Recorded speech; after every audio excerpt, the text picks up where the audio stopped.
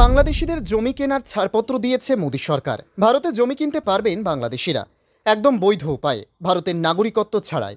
2016 সালে এই নিয়ম চালু করে কেন্দ্রের মোদী সরকার। উত্তাল বাংলাদেশ ছাড়তে চাইছেন অনেক বাংলাদেশি হিন্দু। তালিকায় অন্য সংখ্যালঘুরাও আছেন।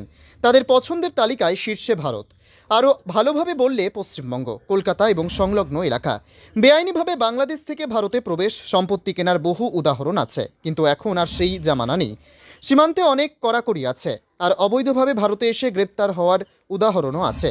তাই অনৈতিক পথ ছেড়ে বৈধ পথেও ভারতে জমি কিনতে চাইছেন বাংলাদেশিরা।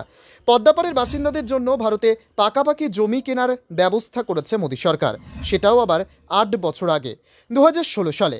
বাংলাদেশের সঙ্গে ছিটমহল হস্তান্তরের পরের বছরে বুরহান ওয়ানির হত্যা নিয়ে তখন কাশ্মীর গরম।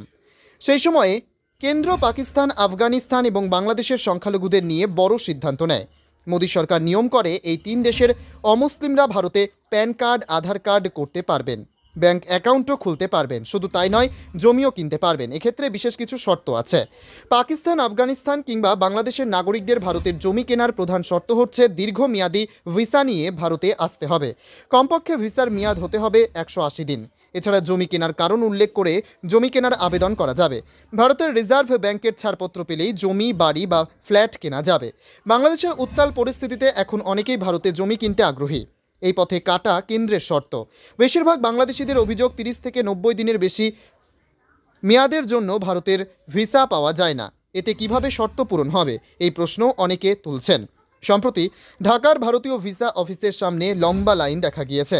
ভিসা না পেয়ে বিক্ষোভের ঘটনাও ঘটেছে। এর পেছনে কোনো কূটনৈতিক কৌশল রয়েছে কিনা তা নিয়েও অনেকে প্রশ্ন তুলতে শুরু করেছেন।